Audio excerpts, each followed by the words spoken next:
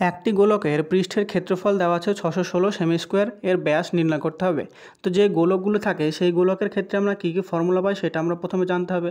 তো গোলক থাকলে তার রেডিয়াস যদি আর ধরি তাহলে তার পৃষ্ঠতলে ক্ষেত্রফল মানে সারফেস এরিয়া হয় 4 পাই আর স্কোয়ার, আর তার আয়তন হয় 4/3 পাই আর কিউব। এইটা হচ্ছে গোলকের ক্ষেত্রে ফর্মুলা।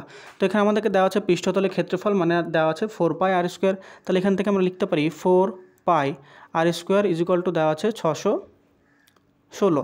তাহলে এখান থেকে 4 আর পাই মানে আমাদের দেওয়া আছে 22/7 multiplied by r square is equal to 616।